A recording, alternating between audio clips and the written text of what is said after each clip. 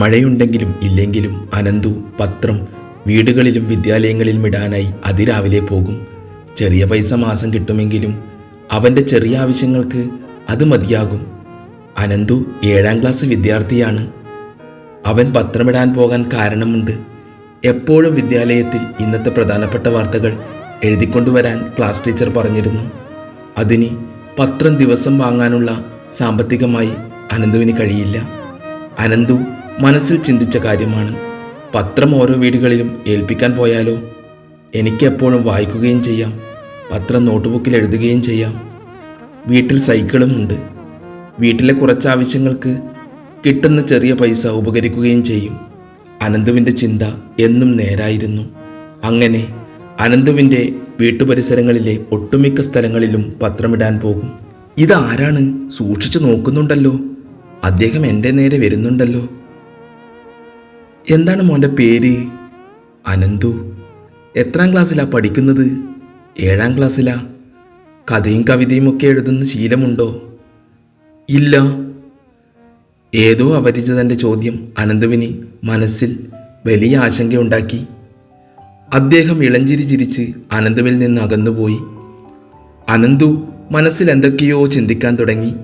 എൻ്റെ മറുപടി അദ്ദേഹത്തിന് ഇഷ്ടപ്പെട്ടില്ലേ? എന്തിനാണ് അദ്ദേഹം ഇതൊക്കെ ചോദിച്ചത്? ഞാൻ അദ്ദേഹത്തോട് തിരിച്ചൊന്നും ചോദിച്ചിട്ടുമില്ല. എന്തൊക്കെയോ ചോദ്യങ്ങൾ അനന്തു സ്വയം ചോദിച്ചു. അനന്തു വീട്ടിലേക്ക് പോയി വിദ്യാലയത്തിലേക്ക് പോകാനായി ഒരുങ്ങി നിന്നു. എന്നിട്ടും മനസ്സിൽ വഴിവെക്കൽ കണ്ട അദ്ദേഹത്തെക്കുറിച്ച് വീണ്ടും ചിന്തിക്കാൻ തുടങ്ങി. ക്ലാസ്സിൽ മലയാളം ടീച്ചർ വന്നു പാഠം പഠിപ്പിക്കാൻ തുടങ്ങി.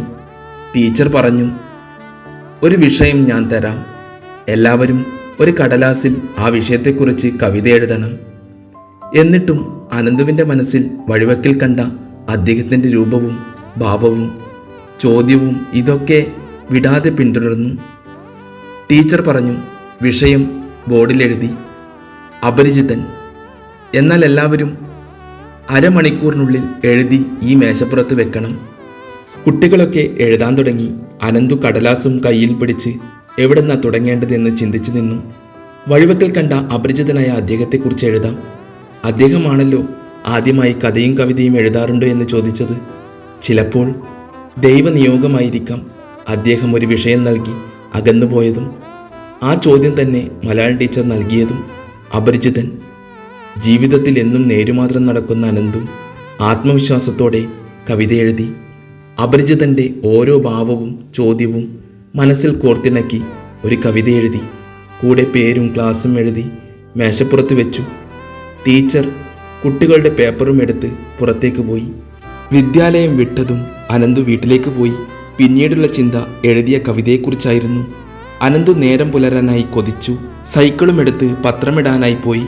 അതാ ഇന്നലെ കണ്ട അദ്ദേഹം വരുന്നുണ്ടല്ലോ. ഇന്ന് അനന്തു അദ്ദേഹത്തോട് സന്തോഷത്തോടെ പറഞ്ഞു, സർ, ഞാൻ കവിത എഴുതും. അദ്ദേഹം പറഞ്ഞു, ശരിയാണ്, അനന്തു കവിത എഴുതുമെന്ന് എനിക്കറിയാം. അനന്തു ആശ്ചര്യത്തോടെ അദ്ദേഹത്തെ നോക്കി. അനന്തുവിന് ഒന്നും മനസ്സിലായില്ല. അനന്തു, ഇന്നത്തെ പത്രം വായിച്ചോ? അതിലെ ആഴ്ചപ്പതിപ്പ് നോക്കിയോ? ഇല്ല, അനന്തു മറുപടി പറഞ്ഞു. എന്നാൽ അനന്തു ഒന്ന് നോക്കിയേ. അനന്തുവിൻ്റെ കണ്ണുകൾ നിറയാൻ തുടങ്ങി. ആഴ്ചപ്പതിപ്പിൽ അവൻ എഴുതിയ കവിത. അവൻ്റെ പേരുമുണ്ട്, 7ാം ക്ലാസ്സിൽ നിന്ന് അച്ചടിച്ചിട്ടുമുണ്ട്. എങ്ങനെ പേപ്പറിൽ വന്നു? ഒന്നും മനസ്സിലായില്ല അനന്തുവിന്. അദ്ദേഹം പറഞ്ഞു, ഇപ്പോൾ സന്തോഷമായില്ലേ?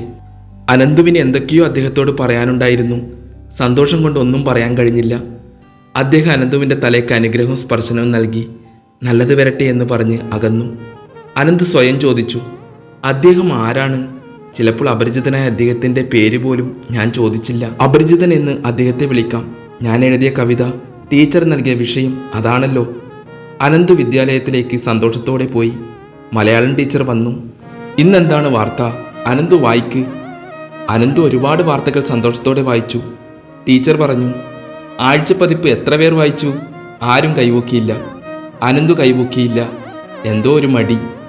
ടീച്ചർ പറഞ്ഞു, ഞാനൊരു കവിത ചൊല്ലാം. അനന്തുവിൻ്റെ കവിത ടീച്ചറുടെ ശബ്ദത്തിൽ പാടി. കുട്ടികൾ കൈയടിച്ചു. ഒന്നിച്ചു പാടി കുട്ടികളും. അനന്തുവിന് കണ്ണീരുകൊണ്ട് ചുറ്റും നോക്കാൻ കഴിഞ്ഞില്ല. ടീച്ചർ പറഞ്ഞു, ഇത് ആരുടെ കവിതയാണെന്നറിയോ? ഈ ക്ലാസ്സിലെ കവിയായ അനന്തുവിൻ്റേതാണ്. കുട്ടികൾ കൈയടിച്ച് ഉല്ലസിച്ചു. അനന്തു കണ്ണുകളടച്ച് അപരിചിതനായ അദ്ദേഹത്തെയും ടീച്ചറെയും കടപ്പാടും ജീവിതം മാറ്റിയ തൊഴിലായ പത്രത്തെ ബഹുമാനിച്ചു. ചിലപ്പോൾ ദൈവത്തിൻ്റെ കണ്ണുകൾ എനിക്ക് നൽകിയ വരദാനമായിരിക്കാം എഴുത്ത്. ചിലപ്പോൾ ആരൊക്കെയോ ഒരു വഴി നൽകിയിട്ട് അകന്നുപോകും. ചിലപ്പോൾ ഇതും ഒരു നേരായ വഴിയായിരിക്കാം.